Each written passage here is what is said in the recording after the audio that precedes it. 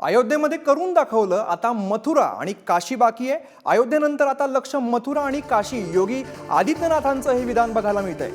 नंदीनं ज्ञानव्यापीचं barricade तोडलं, आता मथुरेमध्ये भगवान कृष्ण ऐकतील का? उत्तर प्रदेशच्या विधानसभेमध्ये योगी आदित्यनाथ यांचं मोठं वक्तव्य बघायला मिळतंय। भगवान कृष्ण ने तो पहले कहा, जब वो समझौता कराने के लिए गए थे, महाभारत का युद्ध टालने के लिए गए थे, कि भी देना हो तो आधा दो, लेकिन इसमें भी यदि बाधा है तो दे दो केवल 5 ग्राम। लेकिन वो 5 गांव, लेकिन यहां तो ये समाज सैकड़ों वर्षों से यहां की आस्था केवल 3 के लिए बात कर रही है। 3 के लिए।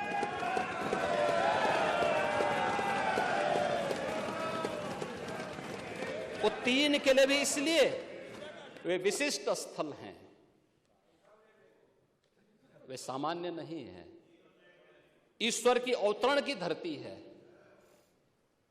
असामान्य नहीं है। वो असामान्य यानी उसको एक सामान्य स्तर पर नहीं मान सकते, लेकिन एक जिद है, और उस जिद में जब राजनीतिक उसमें तड़का पड़ने लगता है और वोट बैंक बनाने की राजनीति होने लगती है, तो वहीं से फिर विवाद की स्थिति खड़ी होने लगती है।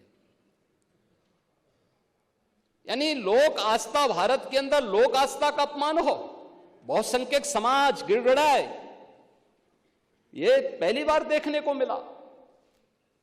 दुनिया देख रही, स्वतंत्र भारत में काम पहले होना चाहिए था। 1947 में प्रारंभ होना चाहिए था, और उस आस्था के लिए बार बार गुहार लगाता रहा। हमने तो केवल 3 जगह मांगी, अन्य जगहों के बारे में कोई मुद्दा नहीं था।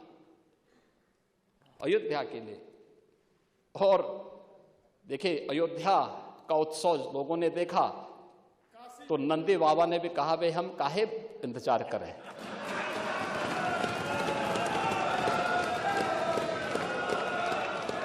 उन्होंने भी इंतजार किए बगैर रात्रि में बैरिकेड तोड़वा डाले, और हमारे कृष्ण कन्हैया कहां मानने वाले हैं। या संदर्भात अधिक माहिती देतात आमचे नॅशनल न्यूज एडिटर प्रसन्न जोशी। प्रसन्न सर, आता राम मंदिरानंतर मथुरा आणि काशी हा पुढचा टप्पा म्हणावा का?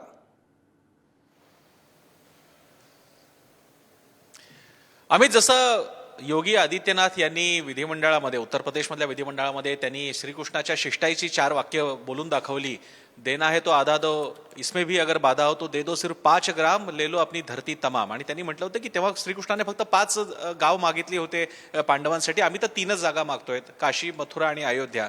आता ही गावं द्यायला किंवा ही ठिकाणं द्यायला तुम्हाला काय अडचण आहे, अशा प्रकारे त्यांनी एक प्रकारे यापुढची वाटचाल स्पष्ट केलेली आहे हिंदुत्वाच्या अजेंड्याची। पण आम्ही तिथे हे सांगितलं पाहिजे, इथे मुद्दा फक्त 3 ग्रामचा नाहीये, 370 ग्रामचा आहे। आपण हे विसरायला नको, यावेळेचा भाजपचा आकडा हा भाजपचा एकट्याचा 370चा आकडा गाठायचा आहे, आणि एकूण एनडीएचा त्यांचं म्हणणं आहे की आपण 400 पार होणार आहोत।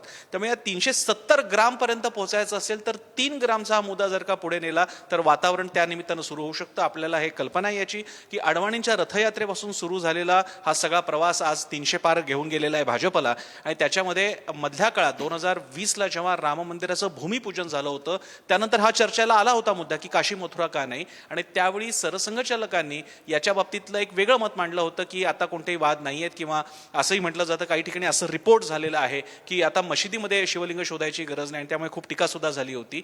त्यानंतर आता योगी आदित्यनाथ यांनी हे विधान करणं खूप महत्त्वाचं आहे 2 कारणांसाठी। एक, त्याच्यामुळे भाजपची वाटचाल लक्षात येते, आणि 2, यानंतर योगी हे हिंदुत्वाचा तो फायर ब्रँड ठरण्याची ही सुरुवात ठरू शकते। अमित, प्रसन्न सर, हा धार्मिक मुद्दा जो आहे तो भाजपला पुन्हा एकदा उपयोगी पडू शकेल का? अगदीच पडू शकतो. ज्या काळामध्ये बाजूला काँग्रेसचं राज्य होतं, समाजवादी पार्टीचं राज्य होतं, त्या काळात त्यांना हा उपयोगी पडलेला आहे. आता तर केंद्रात आणि उत्तर प्रदेशमध्ये सुद्धा आणि भारतातल्या अनेक राज्यांमध्ये भाजपची सत्ता आहे. उत्तर पट्ट्यामध्ये फिरताना सुद्धा आपल्याला जाणवलेलं की कशा प्रकारे वातावरण भाजपच्या बाजूने झुकण्याची शक्यता वाढलेली आहे. अशावेळी योगी आदित्यनाथ, हे पण लक्षात घेऊयात, नरेंद्र मोदींनी याबद्दल विधान केलेलं नाहीये, सरसंघचालकांनी विधान केलेलं नाहीये, कुठल्याही अन्य भाजपच्या नेत्याने विधान केलेलं नाहीये. योगी आदित्यनाथ हे विधान करतात. याला उत्तर प्रदेशच्या चष्म्यातून बघावं लागेल आणि देशाच्या चष्म्यातून सुद्धा. हे जवळपास उघड चर्चा आहे की मोदींची आता ही तिसरी टर्म मानली जाते, त्याच्यानंतर योगींना प्रोजेक्ट करण्याच्या दृष्टीने प्रयत्न होत आहेत.